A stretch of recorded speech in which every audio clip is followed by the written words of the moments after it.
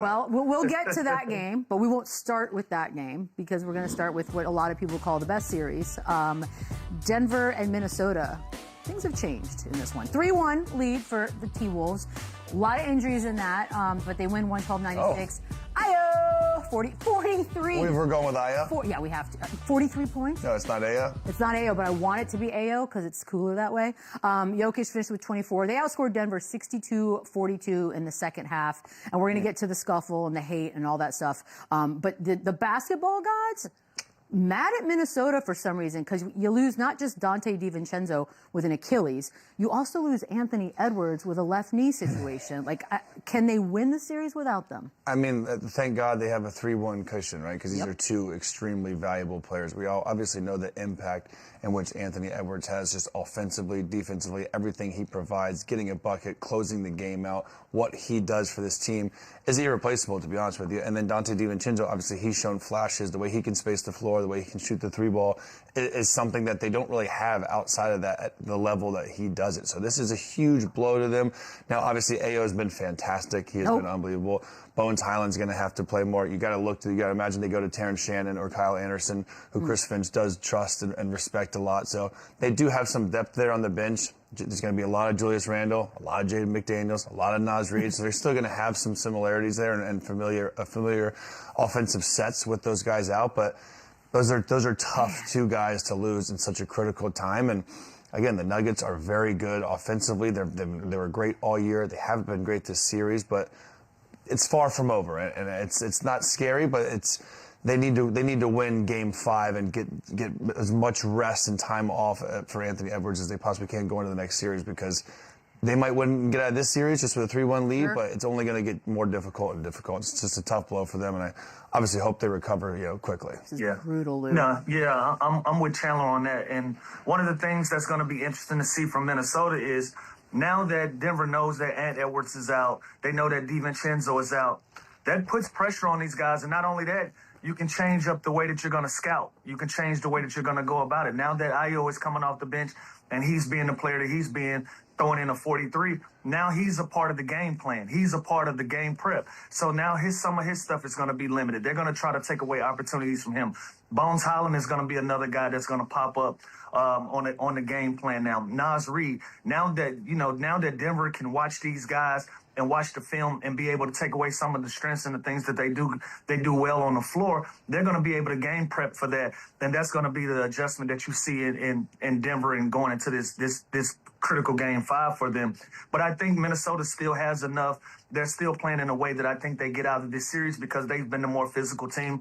They've been the more aggressive team.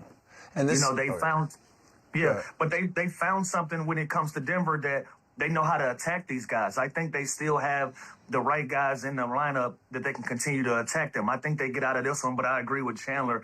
It may get tough for them in the second round. But make no mistake about it. If there's any team that's prepared for a 3-1 deficit, it's been Denver. They've been a team they've seen this movie before time and time again for years on end. They've seen this before. And so I don't think they've panicked yet.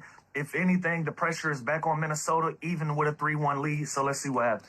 And what a luxury for Minnesota to have a guy like Mike Conley now just to insert probably back in the starting lineup. He's been a starter his whole career. I think he started 15 games this season already for them. So he's definitely that setup guy that they can now go to and kind of run the offense in a different way than they play without Anthony Edwards. Again, I think it's going to be a high dose of Julius Randle. I think Jaden McDaniels is going to have the ultimate green light. Naz Reid is going to have to be the guy that comes in, has to be uber aggressive. But it's really, really good that they do have a vet experienced guy like Mike Conley that they can just plug in there. And on the flip side, Denver, it's now a 3-game series and you have home court advantage. Like Lou just said, if there's one team that's poised where their offense hasn't been great, there you go. Jokić hasn't been great, and I think they're the #1 offense in the NBA during the season. They're the 14th out of 16th in the playoffs. That's crazy. It can't get much worse for them, is my point. And now they have a 3-game series with home court advantage. It's far from over. Look, I know not everyone cares about this kind of stuff, but I do think eerie patterns are something to take note of, and people already have. The number 0 is kind crazy. It's like Tyrese, Tatum, Dame, and now Dante, all with Achilles. I wonder if people will reconsider. Like, if you're number 0, Lou, are you changing it? I think I'm looking into it. Right? But seriously, usually I don't get into superstitions and stuff like this and crazy coincidences, but this right here, If I'm number 0, I don't know another notable number 0 at this moment. But if I'm you, I'm gonna go ahead and file your paperwork now because it takes a year for you to change your number in the NBA.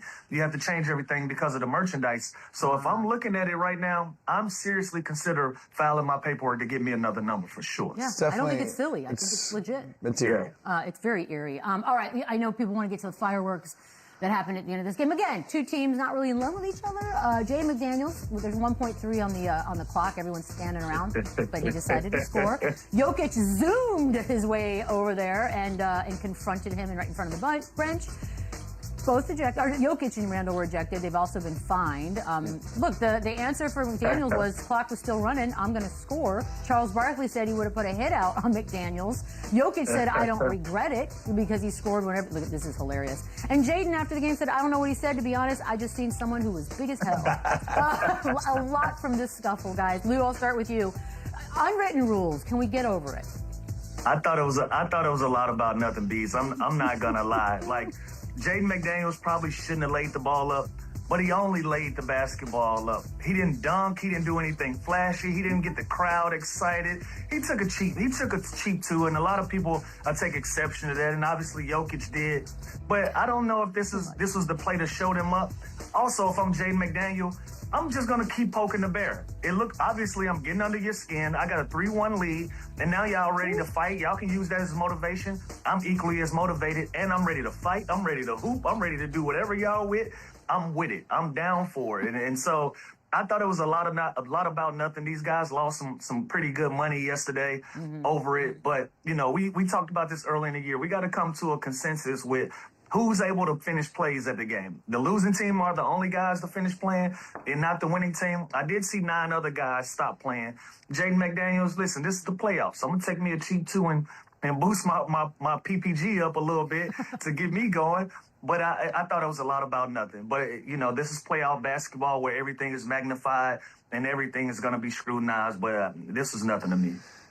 There's obviously the unspoken rule that you always hear about, right? And it goes both ways, and it is easy to defend one way or the other now until it happens to you. I understand the frustration as Denver going down 3-1. This is the same dude that basically called out all of us one by one being poor defenders, and now he's getting a cheap basket at the end of the game when we're already down 14. I understand that. Defended it.